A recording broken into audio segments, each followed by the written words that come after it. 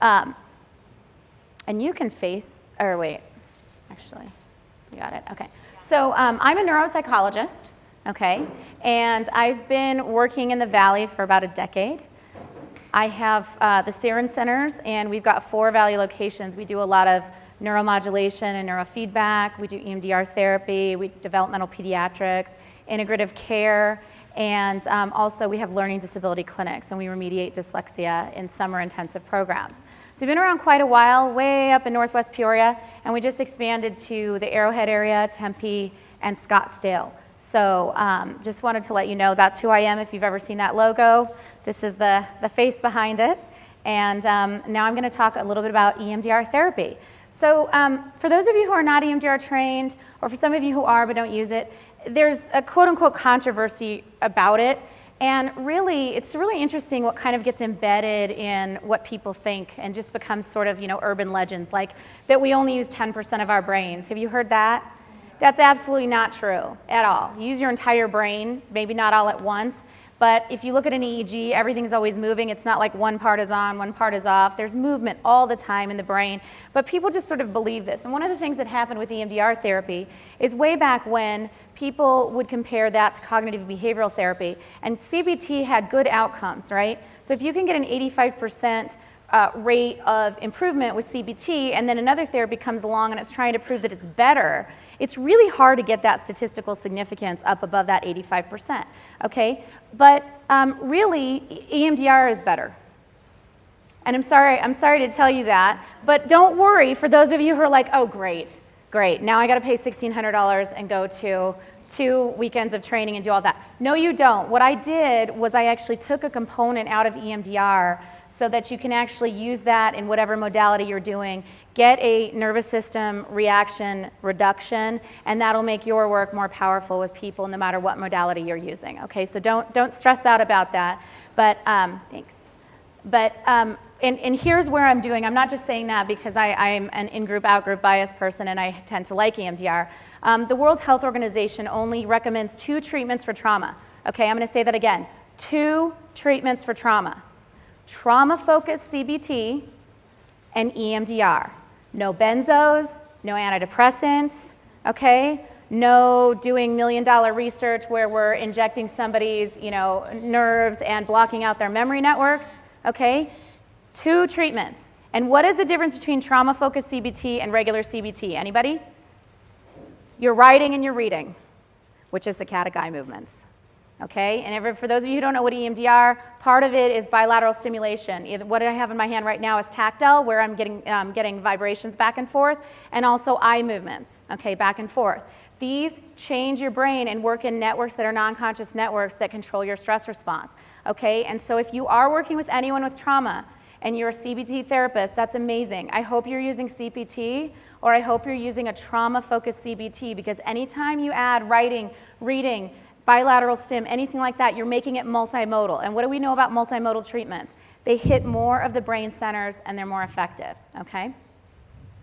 So there's off-label use, and I won't cover that, so we can go ahead and do that. The contraindications of EMDR therapy, there's not many contraindications. Sometimes the bilateral stim will cause dissociation, but EMDR isn't just eye movements. It's actually an 8-phase comprehensive system of therapy, and when it's done right, sometimes you don't even use eye movements until you've been resourcing them and getting them more stable for like a year. So a lot of your population, your SMI population, your populations that are very, very traumatized and don't have a lot of resources, you won't actually ever get to eye movements in the course of therapy, or it will take a very long time. So just know that it's more than just eye movements. There's a lot of therapists, I will have people come in and say, oh, I did EMDR, and a therapist is just talking to them and kind of waving their fingers in front of their face to see if it'll work, and that's not EMDR. It's an 8-phase comprehensive therapy, okay?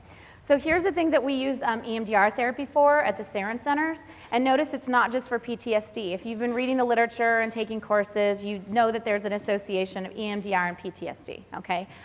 That's how it originated, but really desensitizing the nervous response and reprocessing memories can work for anything. So if I get a 5-year-old with a couple of phobias in my office and has a supportive family, do you know how many sessions of EMDR it takes to get rid of those phobias?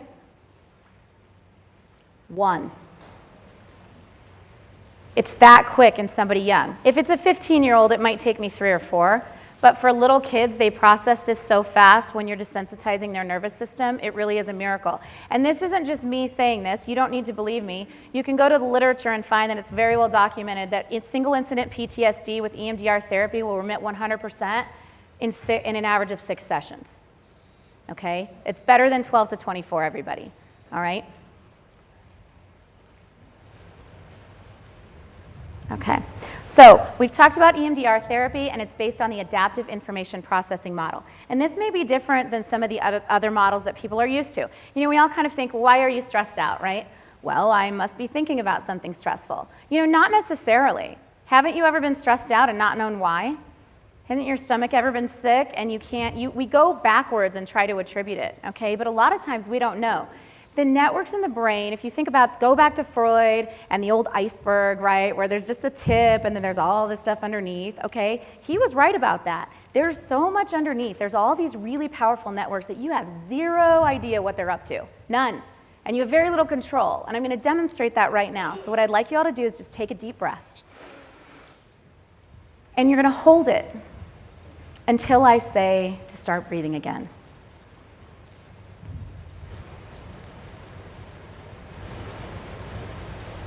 Wah, wah. Who started breathing again already? Right? Why? Aren't you in conscious control of that? Can't you just willfully stop that autonomic process? You can't, and why not? It's because there's an override switch in your brain, right? There's overrides for autonomic processes that are really not in your conscious control. This is why you can't commit suicide by not breathing, okay? So we'll go to the next one. And when you go into your memory networks, your brain is always deciding what to do. So just even personally, a lot of times, I'm sure none of you this falls under, but me sometimes. Do you ever do anything you didn't want to do? Did you ever eat something that you shouldn't have eaten, or drank something you shouldn't have drank? No? It's just me, right? Okay, why is that? It's because these decisions that you want to be under your conscious control are really, that system is not very powerful in the face of habits, memory networks, all of these things that are kind of underneath the surface, okay? And so your brain's always going back to what it did before. And if we can create hacks, let's say you're in an elevator and something stressful happens. What happens the next time you're supposed to go in an elevator? That gets locked into your fear system. And what happens is your fear system is supposed to make you be afraid of that, and then you start to avoid. What gets locked into your fear system will create avoidance, a lot of avoidance, okay? And if we can unlock it somehow, then you won't avoid things. And there's always reasons why we move towards and away for things, and a lot of those aren't conscious. And so EMDR takes into account a 3-pronged approach of past events, current distress, and then imagine future events. Because a lot of times we want to avoid things that our brain is just telling us might be bad. And for those of you who are a little obsessive, or you have patients or people you work with that are a little obsessive, that what if part of their brain is really, really active. What about this? What about that? What about this, right? And we tone that down, and then they're not avoiding future imagined things, okay? So the advantages of this kind of therapy is that people don't even need to say what they're stressed out about, okay? And here's the thing when you're working with patients or you're working with people is, I get that you don't want to talk about what happened to you. You don't have to. I can literally give somebody these, have them do the eye movements, go through the 8 phases. They don't even have to tell me what they're upset about. And every time for the therapists in here who stop and say, what do you notice? All they have to do is say stuff, and it will still work. I have tried this on 50 plus people over the last decade, and it still works. The point is to go into their verbal systems. It's not necessarily that they have to say it. So this is great for implications like police officers or spies, right, CIA people and things, because they can debrief with therapists without the therapist having to have clearance. It's kind of a really, really cool thing. Okay, and I'm not going to go through so many of the phases. We'll skip through these. But the first phase is just history, where somebody takes someone's history. The second phase is preparation, getting trust, and explaining the therapy and how it's going to work. The third is assessment, which is actually getting people's targets. And here's how we help people now overcome stress. And this is good for everybody. You know, I'm talking a lot about therapy in the first part of this talk, so bear with me if you're not a therapist. But if you think about your life, we can pretty much make anything that you've already been through not feel stressful when you think about it now. okay? And so we get targets. So let's say I think about the fact that my 10-year-old last night, and I'm not making this up, woke up at midnight and snuck his computer and woke me up playing a video game, right? So I'm up in the middle of the night and I'm pretty ticked off, right? If I'm upset about it, I can actually process it very, very quickly in EMDR, and that's what's called a target, and get me to not be so upset about it, because I'm gonna handle it regardless. You don't have to be upset in order to handle situations. In fact, if you're too upset, what happens? You go into the wrong nervous system and you can't make good decisions. You're triggered, okay?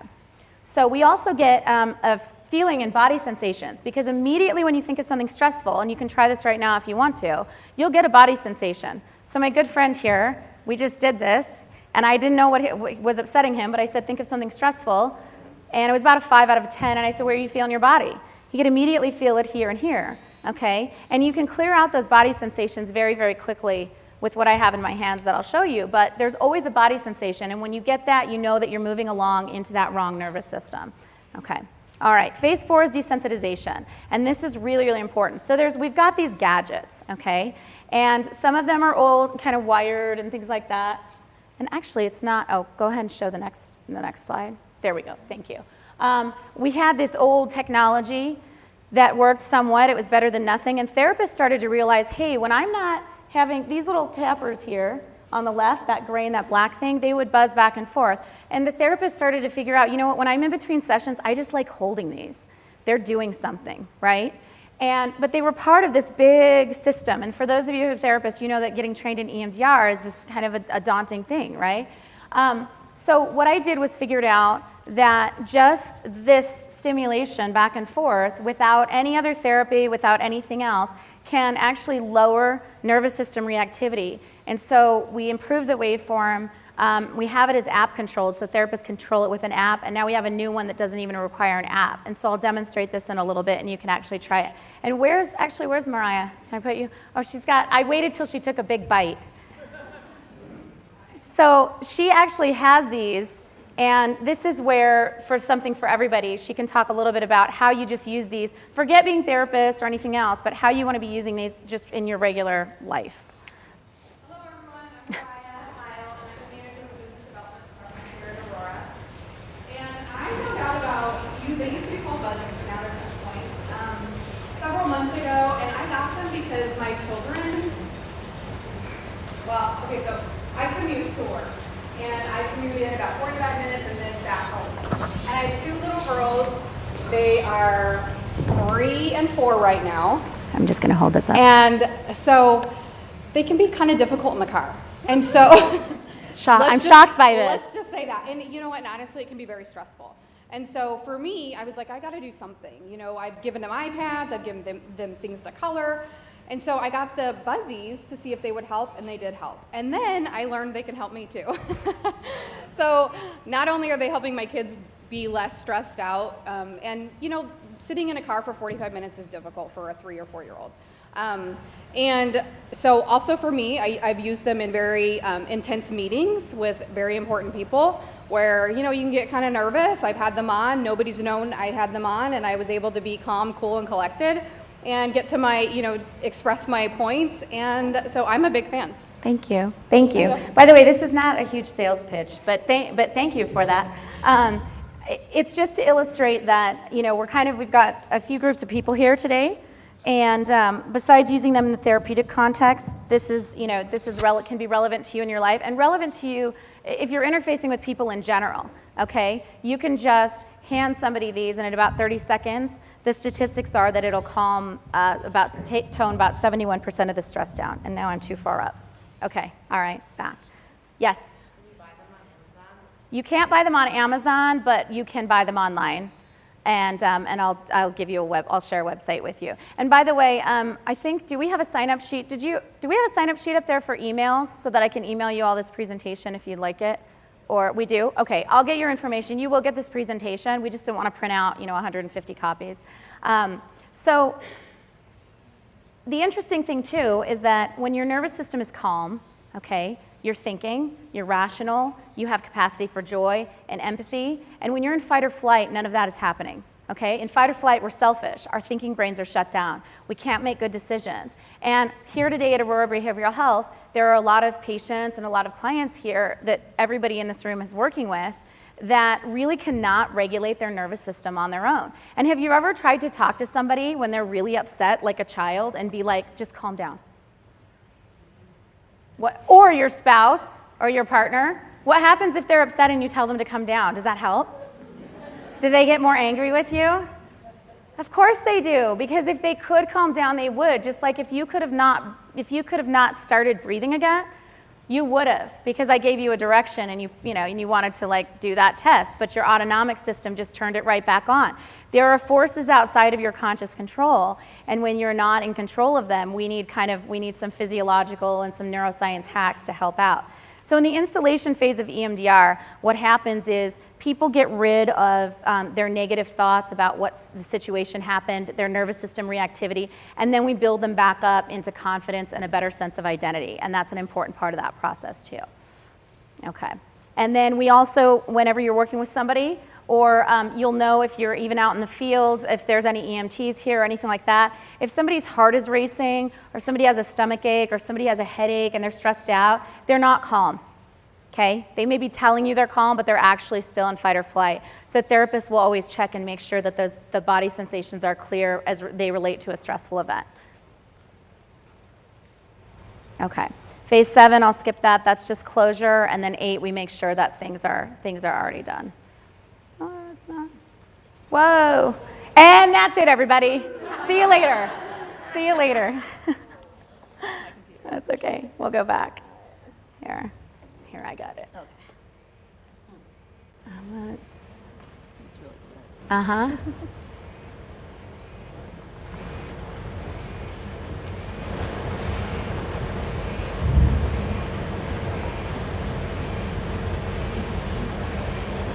Uh-huh. Okay. Okay, good. Here we go. Okay. All right, we're back with caution tape, too. Oh, no. All right. Okay, so does anybody have any questions so far about this? About EMDR, 8 phases, anything like that? Yes?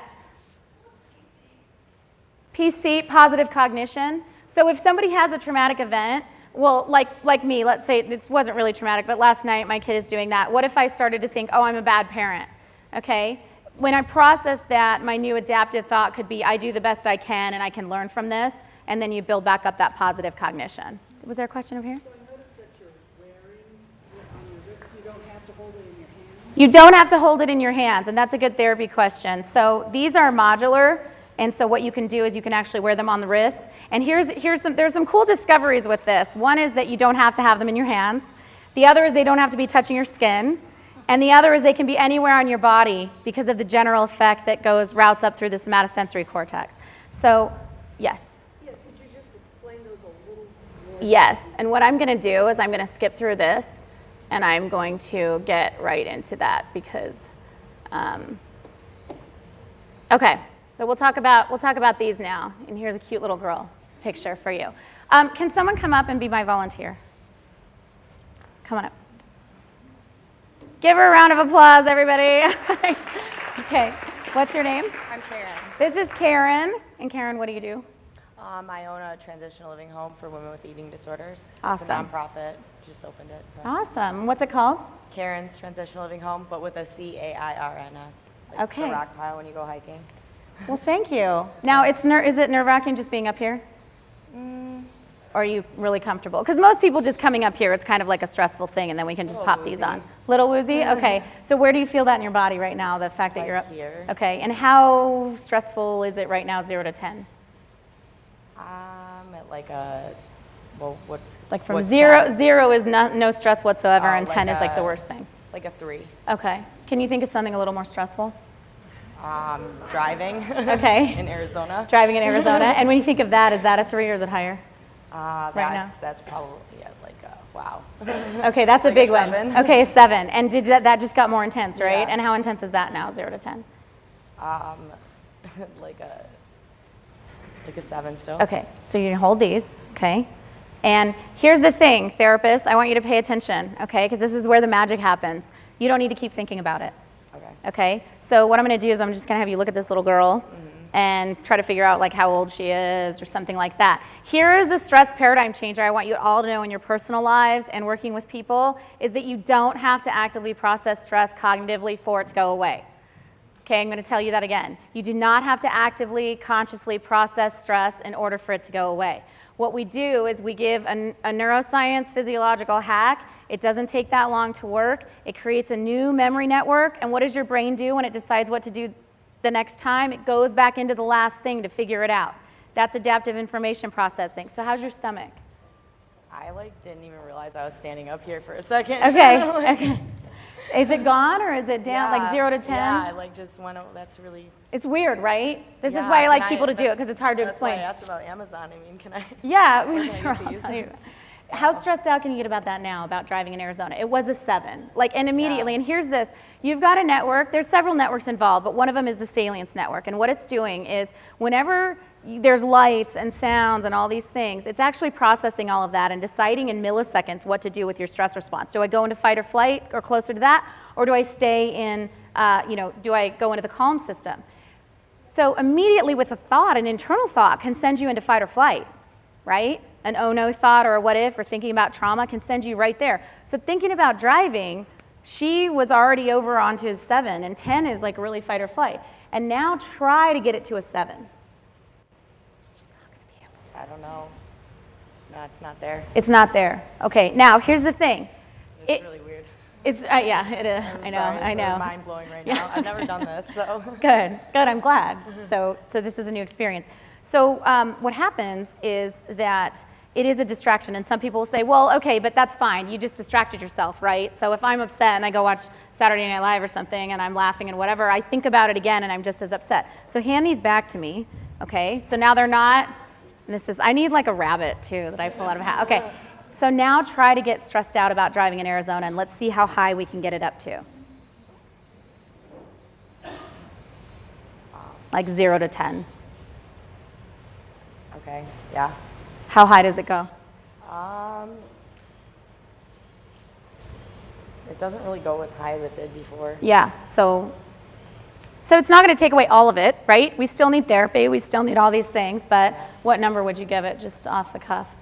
I don't know, I would say like a 3 or 4. Like a 3 or 4, okay. And here's the good thing, and I'm going to have her call me tomorrow morning. When she wakes up tomorrow, I'm going to have you think about driving in Arizona, and it's still going to be a 3 or a 4. Okay? Thank you. That's awesome. Okay. No, and thank you're you. going to feel good too. There's a residual. So it's not, thank you. So it's not just that your attention is orienting. And here's the thing. Just like I'm saying, you don't have to actively, consciously process stress for it to go away. You also don't need to try, because the networks that are in control of your stress response are not your language networks. Okay? Does that make sense to everybody? I know it's unbelievable. I'm flipping some things on its head. But the people who in the room who are EMDR therapists, you actually know that when you leave somebody at a subjective unit of disturbance, so let's say somebody comes in at a 10 and you're working them down in therapy and they leave and they're at a 7. What do they come back at next week? What's their subjective unit of disturbance? It's 7. It's lower. It doesn't ever go back up, does it? Unless they have OCD or something, right? But it doesn't go back up. And there's this ceiling effect of the desensitization that happens where you get it down and then they leave and then they come back and you get it down. But if they have these in between appointments, they're not going to come back at a 7. They're going to come back at a 5 or 4 or 3. And you can actually clear out body sensations before you even start working them. Did somebody else want to try these really quick? Yeah.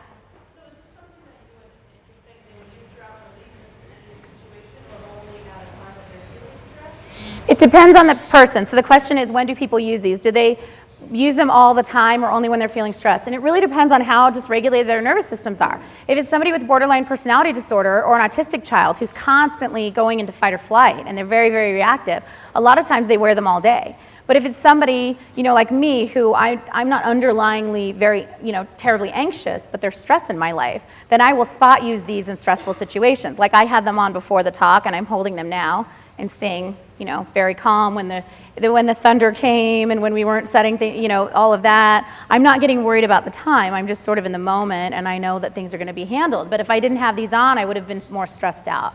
Okay, so we can go to the next slide. So here's what's happening in the brain with these, which is kind of cool. So see this up here?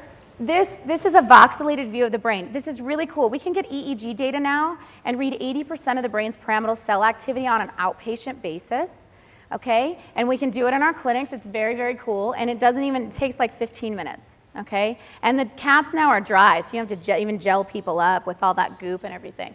So on the left is a 38-year-old CEO, and that's excess beta activity. And beta is a kind of a fast wave in the brain, and it's associated with anxiety. So we get a baseline, tell them to think about something stressful, and then we put these on for 30 seconds, and then we run the EEG and we take edits. And the one on the right is the reduction in excess beta afterwards. So using EEG and quantitative methods and neuroscience, we've actually been able to isolate and figure out what alternating bilateral stimulation is really doing.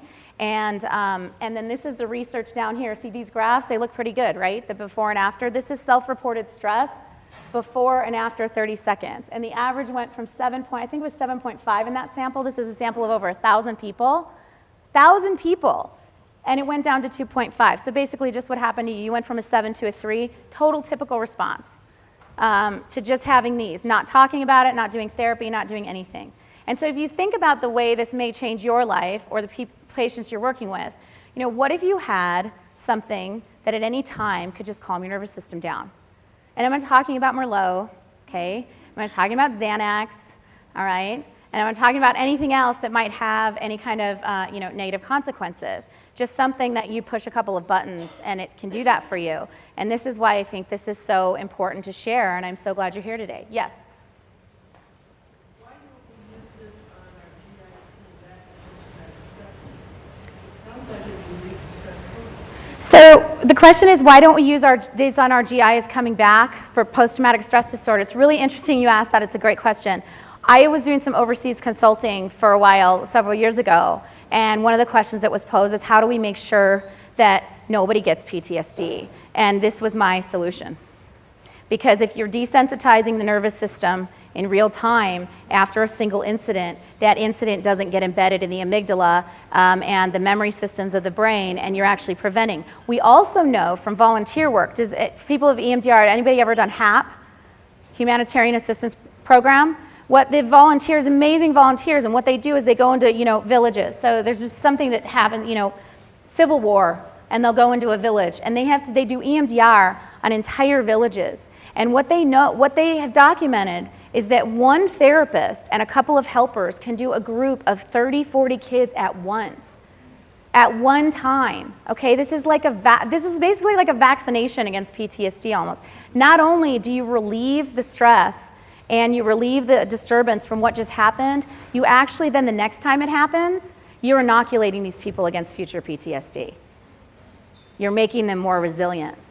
I'm telling you that it's a miracle, and it's a great question, and we definitely need to do more. I don't know where we get this whole chronicity model of healthcare that everybody's got to just live with PTSD, like you own it. I own my anxiety. Oh, I can't sleep. I have anxiety. I have PTSD. It's like a part of me. It's not. It's a part of the way that your brain is operating right now that's not natural, that can be undone in most cases. Now, obviously, if somebody has severe brain injury or some kind of a really, really chronic medical condition, I'm not saying that, that everybody can, walk on water and things like that. But for most of us, okay, we are really not doing a great job of working within the constructs of what's possible. And even as clinicians, when I've got somebody that's done, and no offense to people who are psychodynamic, because I've seen some miraculous things happen, but like with panic, if somebody is in psychodynamic therapy for panic and they go in and 3 years later they're still having panic, I'm like, what the heck? This is not the model that we should be using for this, because panic is totally curable. It's nervous system dysregulation. Okay, and we're getting all caught up in consciousness and personality and all of these constructs, and it's really about the networks of the brain and the physiology of the body. And when we can actually work with that, we can get real results. Okay, so don't take my word for it. Here's some research. This was a really cool study in Japan, and it's just taking this and trying to have people think of a positive cognition, okay, a pleasant thought. And what happened was it was an oxygenated hemoglobin study, and that's oxygenated hemoglobin is actually a biomarker of stress. Okay, so nobody can, self-report is always a little bit shaky because people can self-report because they want to please you or do whatever. But biomarkers don't lie, do they? Biomarkers are really like, this is really what's going on. Just like the EEGs don't lie. No one can really fake their EEG, okay? I'm reading something that they may not want me to be able to read.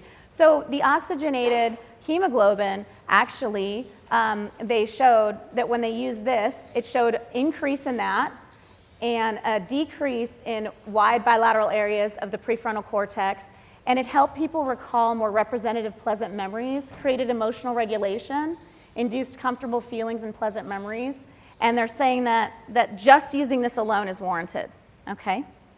And that was just last year out of Japan. There's other research too that shows, and I'm going to come up here, oh, I can't read it from there, sorry, that normal memory retrieval is actually enhanced with this.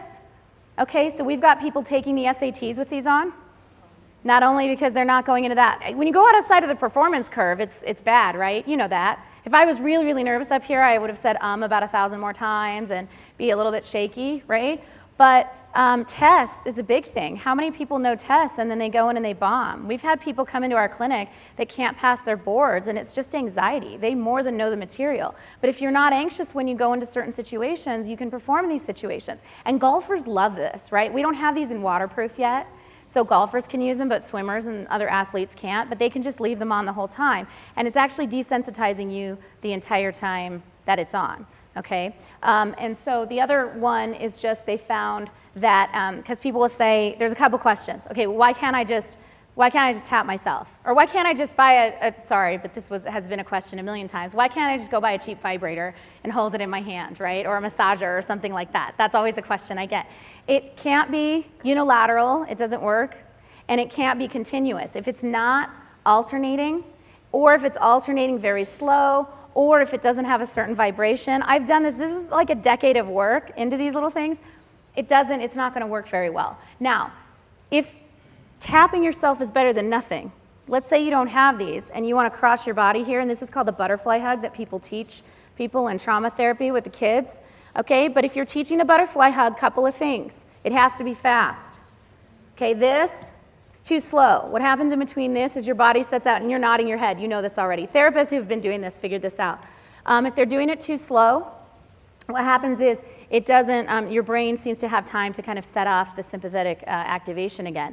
If you're a therapist, EMDR therapist that taps your patients, and there's other therapies called EFT that does this, okay, don't do it with one hand. Okay, there's too much of a gap in between the taps. Do it with both hands and make sure you have a breath freshener in, okay? Because there's nothing worse than like your patient's anxious and you're like, doesn't that feel great? Don't you love EMDR? But that's how they teach it, right? This allows you to have a nice safe distance. Also, it's not rhythmic enough. Your brain it responds better. It's more calming when things are rhythmic. They're a little out of sync, then it's jarring again. So it's really, really hard to get that rhythm. Okay, next slide. Okay. The amygdala is like everybody's favorite brain part other than the prefrontal cortex. Everybody's like, amygdala, it's your amygdala, it's your amygdala. Sorry, Leah and I had to talk about the amygdala before. The amygdala. My name's Amy. I like to call it the Amy G. Dalla because mine used to be pretty whacked out before I did neurofeedback on myself. But it's not just your fear response, okay? Think of what the amygdala, what has to trigger it. Sensory information, right? And by the way, we've done studies with blind sight lesions, which means people that can't see in one hemisphere. And if you put a fear stimulus in the area that you know they can't see, their amygdala will still react. So now we think maybe it doesn't even need to pass through the visual cortex. Okay, so these senses, the senses that we have are very, very important in orienting the fear response. And that's why even when you have an internal thought, I mean, you could be sitting here and the first thing I opened up with is EMDR is better. And you're like, oh my God, I don't do EMDR. That could have just made you upset with me, made you not feel good, whatever. But then if you had these, you just turn them on and then you would like me again. It would be fine. But also, what they found is that alternating stimulation actually depotentiates the stress response in the amygdala. I got it.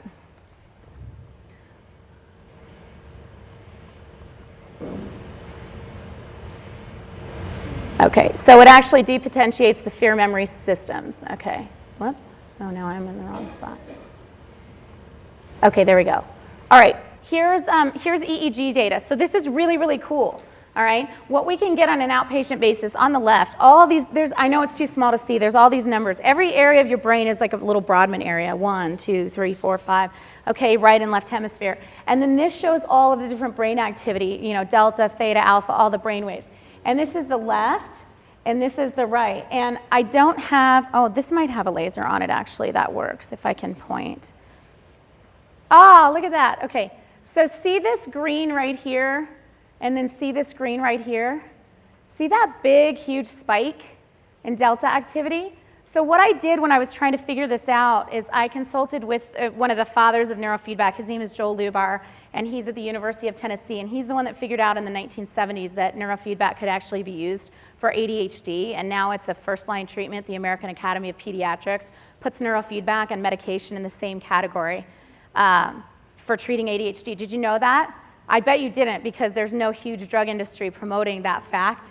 But neurofeedback is in the same category of treatment as medication, okay? And so I talked to Dr. Lubar and said, hey, I have an EEG, and then I did something, and I have another EEG, and I want you to tell me what's happening, okay? And he goes, what did you do? I'm like, I'm not gonna tell you. I just want you to tell me, because I think I'm thinking about this right, what this is doing, because I think what I did, everybody should be able to have access to, and I want you to tell me what it did. And this is what he said. He goes, I'm seeing significant effects here, an overall lowering of the amplitude of the EEG, reduction in fast wave activity, and he goes, huh, I think he might have said by golly, but I can't remember exactly, and he's a little bit older.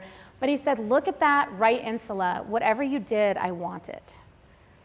And when I told him what I couldn't believe it. And the right insula, by the way, does anybody know about the insula? The insula is really important in integrating sensory information, but it's also really important in addiction. When we look at brains that we know are prone to addiction, their insulas are blown out in certain wave activities and are often way, way away from the norm. And we can look at EEGs, by the way, and cluster people and say, you know what, this kid, even when I look at some EEGs with kids, I can say, you know what, this kid is addiction prone. Like my kid, who wakes up in the middle of the night to sneak technology, right? And Dom, who, sorry, I'm gonna call you out here. Dom is my director of applied neuroscience. He actually does neurofeedback on my son. And I'm like, what'd you do? And he's like, singulate, singulate, singulate, because my son is actually compulsive. And if I don't fix his brain right now, he will probably be addicted to something in the future, and I'm trying to prevent that, yes. So, I'm hearing you say this, I'm thinking, like, could this possibly be used for epilepsy? Oh, that's great, great question. Yeah, so epilepsy, so neurofeedback is actually in the 60s. How it came about, this is actually kind of a cool story. Barry Sturman at UCLA is he's a neurologist, and they were doing stuff with cats and like training their EEG, their sensory motor rhythm with operant conditioning, okay? So basically getting cats to press a bar when a tone went on and went off, and they're doing all this stuff, you know, with conditioning. And then they thought, well, what if we could just look at the EEG, and whenever we want to reinforce that, we'll give a cat a reward, and let's see if we can just train their EEG, and they could. The cats don't need to know what they're doing. Just like, by the way, your dog doesn't know that you want him to shake his paw. But what you do is you go through a certain series of clicks and reinforcements, and you train the brain, and that's all that neurofeedback is. It's operant conditioning. Okay, it's a beautiful thing, but it works, and once you're conditioned to do something, that stabilizes. Okay, but you have to do it the right way at first. So they used operant conditioning, and they changed these cats this certain rhythm in their brain. And then, sorry, this is a little morbid, they put them in a study, a NASA study, to see the effects of seizure activity of jet fuel. So how much jet fuel do cats have to be exposed to before they have seizures? Okay, I'm sorry I didn't do the study. I didn't think it wouldn't pass an IRB today. And the cats that actually had been through the sensory motor rhythm training ruined the study because they had a 2 times greater seizure threshold. In other words, they could withstand twice as much exposure before they would go into seizure activity. And so, again, there's no drug company promoting this, but neurofeedback is one of the top line treatments for seizures as well. And you can oftentimes reduce seizure activity. And we do have cases where kids have been on, Neuron and all these things, and then they're seizure free, but we get their EEGs and they're actually not. There's still activity, and you can train that out with neurofeedback. It's a good question. Yeah, go ahead. Here, that's right here. And then that's okay. Okay. All right. More of this. We're almost done. You're going to get all this, so if you're really nerdy and you want to read about the locus coeruleus and saccadic eye movements, you can. But I think some of you just threw up in your mouth and fell asleep, so I'm going to go ahead and move on here. All right, so we're going to talk about the 4-minute mile. Okay. And we'll have lots of questions. I'll be able to demonstrate this on you. But I want to talk to you about the 4-minute mile. Can the 4-minute mile be run? Yes, it can. Okay, did you read the slide and you're still not answering my question? Okay, I know it's after lunch and you had a lot of carbs. I understand. Okay, so Roger Bannister is a neurologist, okay? And he just felt like running on his lunch breaks. He really just wanted to be a neurologist. But because he needed to be efficient, he started doing something called fartlek, okay, which is actually speed play, which is interval training. And because he was doing it a little bit differently, and because he wasn't thinking in terms of limitation, he knew that he could run a 4-minute mile and that it could be done. Now, at the time, around start of the 1950s, people thought Everest could not be climbed. People thought there was no way any human being could ever run a 4-minute mile. Okay, and here's what happened. He actually ran that in the 1952 Olympics, right around the same time Everest was being climbed, and since then, over 4,000 people had climbed Everest. This statistics is from a few years ago, and then 1,300 people had run a sub 4-minute mile. Okay, so here's what happens. We think something can't be done, and it can't. And then what happens? One breakthrough, right? And then we know that it can, and now it's happening and happening and happening, and we have another milestone. And in the book, The 4-Minute Mile, he said, no one can say you must not run faster than this or jump higher than that. The human spirit is indomitable. Yeah, I love this, not only because he's nerdy and a neurologist, and in the same field, but because I feel like we're with our neuroscience today, and not just with the one I'm talking to you about, okay? We are really only limited by some of our thinking and some of the things that we think can't be done. And if we're limited in our thinking, then we're never going to try to go beyond that and try to penetrate some of the things that are really holding us back, not only for ourselves, but for the people that we help. So I just want you to think about, right now, okay, there are miles and mountains. And I want you to think about in our field and with the people that we work with, there are always things that I haven't thought of too. What Everest and in our field are we denying are climbable? What 4-minute miles are we saying can't be run? I don't want anybody's goal to be cope or manage with something. Sometimes people have to, but when I get patients in my office and they say, I just want to learn how to cope with my anxiety, I say, I don't. I want to get rid of your anxiety. You'll still have stress in your life that you can manage, but I don't want you to cope with your insomnia. I don't want you to cope with this. I want it to be better, and we can make it better, but we need to do the right things. We need to think about this and work with this the right way, okay?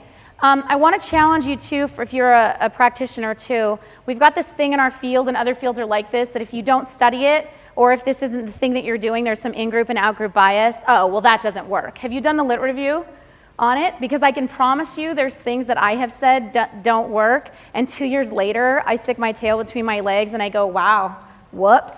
And I have learned the hard way to not do that, because there's always every field, every kind of therapy even, cognitive behavioral therapy, that is still evolving. EMDR is still evolving. Psychoanalysis is still evolving. Neuroscience and neurofeedback is still evolving. A couple of years ago, I would have had to use a couple of electrodes to train people's brains, and now we have 19 channel, and I can get to 80% of the pyramidal cell activity and train thousands of things at one time, and instead of 150 sessions, we can do it in 20 or 30. That's amazing. So this field and everything that we're doing, and even human evolution, is really, really elevating. So I just want to lift that bar a little bit and have you think about, what am I saying can't be done with myself, or with my patients or with the people that I work with? And how can I just open that up and maybe consider another possibility? And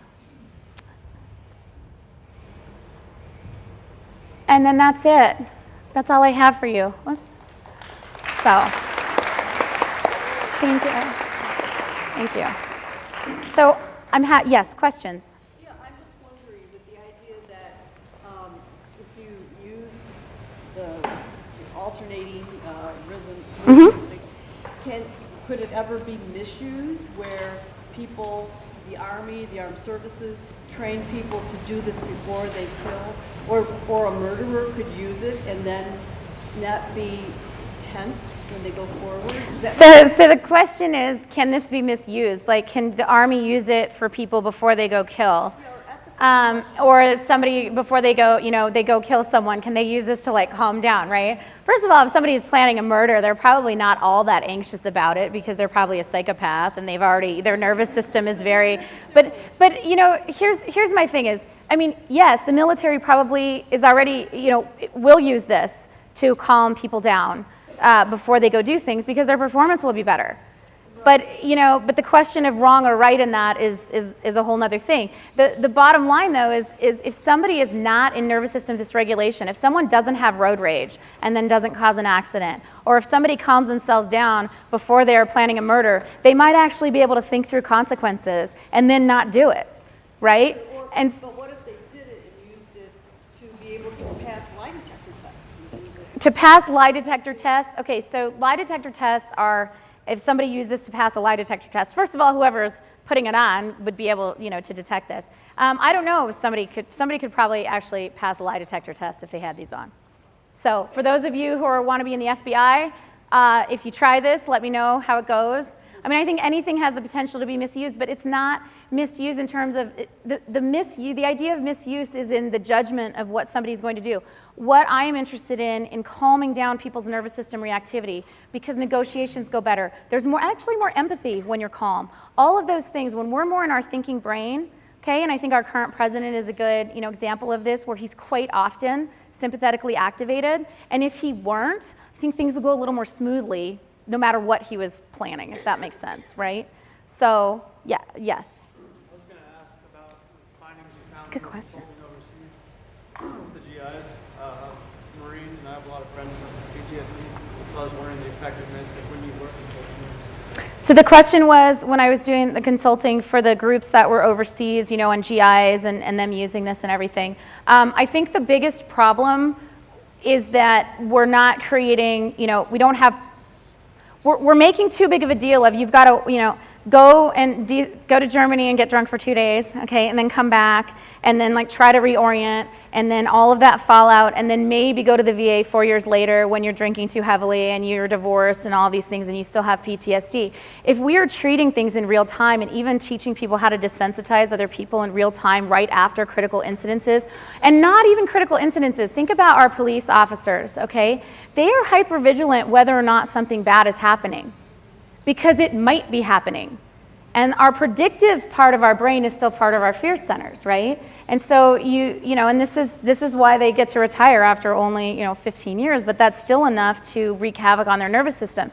So the general principle is to desensitize your nervous system in real time, not desensitize so that you're cruel, okay, but desensitize it so that you're not in fight or flight and that this doesn't trip up your fear system and make it overactive, because an overactive fear system is responsible for 80 to 90% of the terrible things that happen in this world.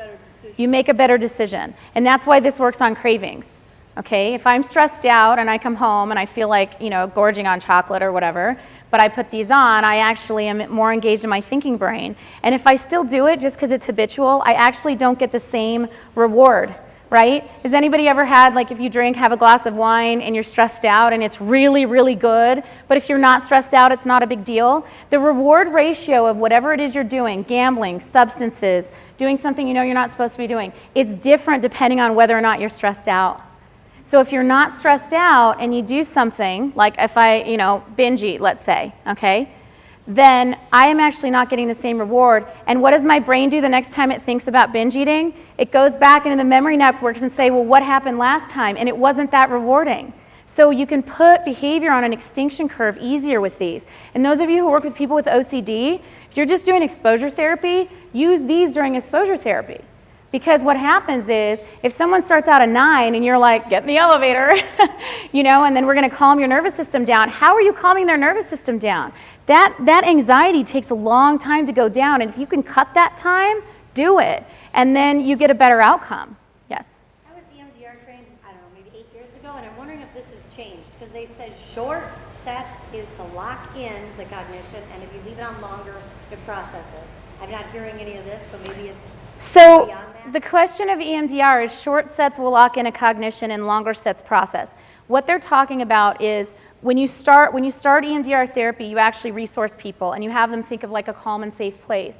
And you use this slowly and for short bursts, just 4 or 5 times back and forth, and then you have them take a deep breath. And that actually increases positive feelings. But when you're in active processing, you do longer sets while they're thinking about it, and you do it with the eye movements too. So that's kind of, that's that distinction. But the difference between using this in EMDR therapy and just using this is you don't need to be thinking about anything for this to be creating calm, okay? So I'm not thinking about trauma right now, and this is calming me down. I'm in a situation that I would normally be nervous in, and I'm actually not nervous because I have these on, and I'm not even orienting to these. These have been on the whole time, and I don't even notice. They become like white noise. So you don't need to be paying attention for this to actively be working. Is there a limit to how long somebody could wear those? Like if you sent them home with a client, could you tell them only use this when you're stressed? Because I could seem like Yeah. I do this all the time. Yeah. Like, would they be overstimulated by having it like lose its effectiveness? So the question is there a limit to how often somebody should use this? If somebody thinks they need it all the time, what they're telling you is, I'm frequently in nervous system dysregulation and I need help, right? And some people think, you know, and so that's where it's kind of on an individual basis. The average user, so we've got thousands of these around the world, okay? They've been out for about 8 months, and so we have all the app data coming in of when people are using them, and the average person uses them 4 times a day. Okay, so stressed out CEO wakes up, puts them on while they're getting ready, and they have clips on them, which you saw Leah wear, so they're clipping to your clothes. And what you do is you just pop them on, and then you're getting ready, doing whatever, and instead of freaking out about all the things you have to do today, you feel less overwhelmed, okay? Then you go to work, and you're in your meeting, and you have to do, you know, negotiation or something stressful. Pop them on either right before or during, okay? On the way home, get home, house is a disaster, whatever else, put them on so you don't yell at your kids. And then can't stop your thoughts before you go to bed, 15 minutes before you go to bed. That's kind of like a typical white collar example of, you know, of how to use them. And I did a 3-day sample, and I used them 17 times between myself and my kids because there was this bug flying around and it was huge and freaked us all out. And so passing them around, desensitized, everybody went to sleep that night. You know, there's all kinds of cool situations. Yes. They don't have timers on them, but they will. So these are controlled by an app on your phone with pre-settings, and the app is free. So you can go to the App Store and get the free app and check that out. But they are controlled by pre-settings, and we are adding functionality to the app all the time. And the next thing we're going to add is a sleep timer, because people who fall asleep with them on want sometimes to use them in the morning without having to recharge them. And so we will add that. And then we're coming up with a special therapist app. So you can store not protected health information necessarily, but you can store your patient's subjective units of disturbance. You can write a note about which target they're working on, and you can actually count how many times using the eye movements. You'll be able to use the eye movements with these now, and it'll be a complete therapist tool as well as a consumer product. Yes, in the purple. How does it help with chronic pain? Do you have chronic pain? Would you like to try it? Okay. Do you feel it now? Oh, yeah. Okay. How hard is it now? How intense is it now? 0 to 10. Okay, it's a 4. Okay, hold this, and I'll check back in with you. Okay. Yeah. Okay. So the question was, how does it help with chronic pain? The best example I can think of is my aunt, who unfortunately has MS, and she has a lot of low back pain, and she also actually had a cyst pressing on here. The cyst is actually actively pressing. So with the touch points, her low back pain went away, but not this. Okay? It's not going to take away all pain, but don't forget that pain is perception-based, right? That's why anesthesia works. Okay?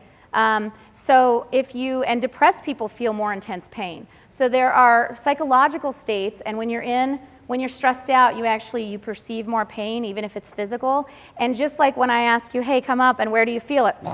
Feel it here, I feel it here, and my muscles tense up. A lot of pain is modulated by the stress response system, and this is why EMDR treats phantom limb pain. Everybody know what phantom limb pain is? No arm, but I can still feel this in my arm. I can still feel pain in my arm. How is that possible? It's a memory trace of pain. It's real. You're really feeling that, even though there's no way that could be happening. Okay, and that's not because someone's schizophrenic. It happens all the time. Okay, I had a friend the other day talking about it's mastitis. It's a breast infection from breastfeeding, and I had that, and I actually felt a sharp pain. That's phantom limb pain. Okay, my brain was just remembering that. You can get rid of that, and a lot of pain is phantom limb pain, actually. So I get really excited when my patients are in my office, and we're doing processing, and they'll go, I'm getting a headache. And I'm like, yes, because they're processing their stress, they're getting a headache. That means as soon as they're done, they're not going to get headaches anymore. How is it? There is a difference in your back. So it was a 4, and now how is it? A 3. Okay, so give it a little more time. Yeah, okay. Yes. They're called touch points, and the website is, and I don't know, do we have anything in the Scottsdale office? Did we have those cards, or did I have them all at the? Okay. So they're called touch points, and I can pass these around with the website on them if you'd like, and some cards. So can you just yeah, thanks. Do you want me to pass them up? Yeah, that'd be great. Dom will come around and pass those around, and then you can look, and all the research, a lot of the research is on there as well, and you can take a look at that, yes. Did you come up with these? The question is, did I come up with these, and the answer is yes, I did. Yes. Hi.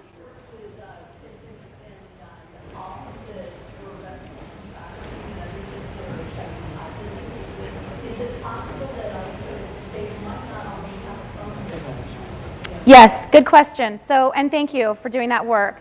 So she works in Nepal, kids who have been trafficked and often have HIV. And so, thank you for doing that work. It's rewarding, isn't it? But it's really, really hard. And the question is that they don't always have a cell phone. The version that the therapists usually use has an app in Western, in our thing, and also, but we have a new product. It's basic. So what I'm showing you is TouchPoints Original. TouchPoints Basics are out right now. There's no app.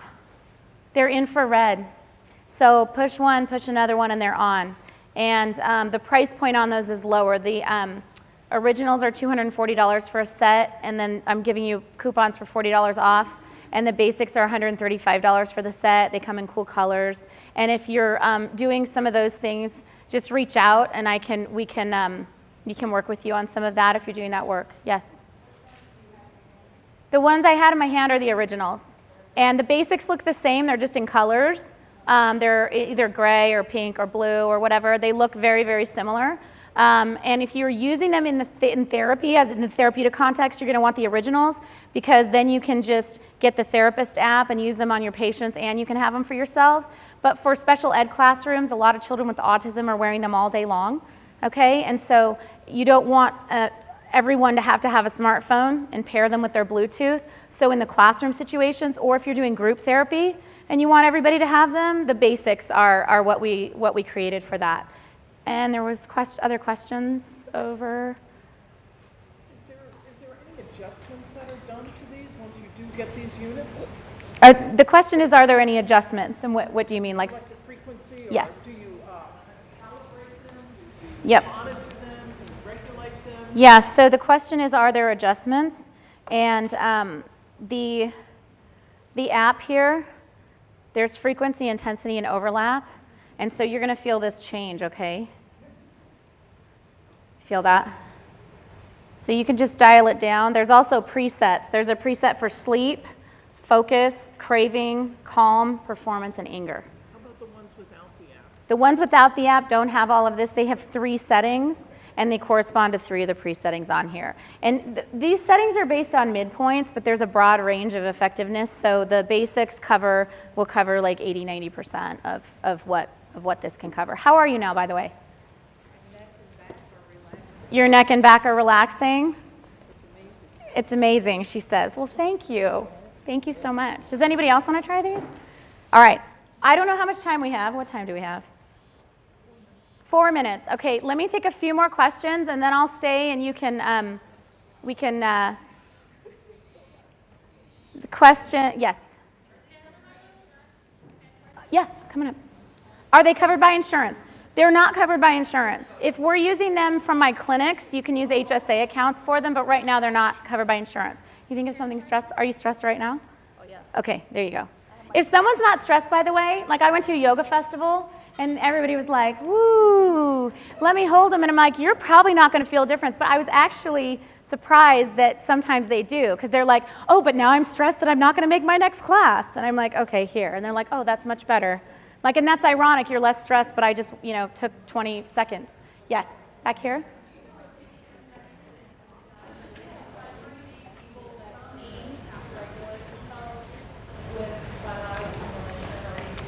Yeah, so the question is, people who eat to regulate themselves, are there any studies of bilateral stim or EMDR? Yes. There's a feeling state addiction protocol in EMDR that you can use. The issue with using that for obesity is somebody just have a couple of situations in foods, or is it just sort of they're compulsive in general? So if they're compulsive in general, our treatment plan for that is we do neurofeedback first. We use touch points for them at home, and then we do the EMDR, feeling state addiction protocol, and that also works for alcoholism. And don't lynch me for AA people, but they actually go back to controlled drinking successfully. I know, I'm sorry, I know it's a paradigm change. I'm not saying that that's what I'm advocating, but I'm saying that I've actually seen that. It's not a unicorn. And but when you desense and when you stabilize certain brain networks, the addictive brain networks, and they don't have the cravings and they don't do that, and you do the EMDR, see, when do people relapse? If somebody's addicted and they're 30 years sober, okay, and when do they relapse? It's when their dad dies, right? Or when their wife leaves them, or when something major happened. That's a nervous system issue. But if I've wiped out that trauma in EMDR, and then something negative happens, they're not as prone to relapse, because anybody's susceptible to relapse once things are embedded in their memory networks, just like I'm susceptible to phantom limb pain once I've had an illness or chronic pain. Anyone else? Yes. Any research with migraines and prevention or using it when a migraine is coming on, can it change things in the brain? So the question is, have they used it with migraines and prevention, or their research? We're doing research right now at the University of Ulm in Germany on pain, and headaches and migraines may be a part of that, but we're refining the research design right now. So it's in the works, yeah. But with EMDR, the EMDR therapist, can you cure headaches and migraines? They'll tell you yes, and they can. They absolutely can. Because a lot of times, again, your brain is going to go into what it's done before. It's more likely to happen again, and so if you switch some of the memory networks around that and it's not traumatizing, then a lot of the somatic stuff just washes out. So, yeah. I think a lot of EMDR therapists find that quite by accident too, right? Any other questions? Peripheral biofeedback in the clinic. Peripheral biofeedback? Meaning? GSR, or EMG. No, we have TDCS, TACS, we have neurofeedback, we do heart math. Connecting peripheral indicators to trigger the judgments? No, but that would be a great conversation to have with Dom, because he's asking about peripheral indicators and biofeedback and everything like that. All right, any other questions before we? Yes. I noticed there's a coupon, but it said it expires. Yeah, okay, see the expiration on the coupon? Just ignore that. I reinstated it for you, but we didn't have time to print up new things, so it's not expired. I will stay for any questions or anything you want to talk to me about. Thank you so much for spending the time here and with me today. I hope that you got something useful out of this. Thank you.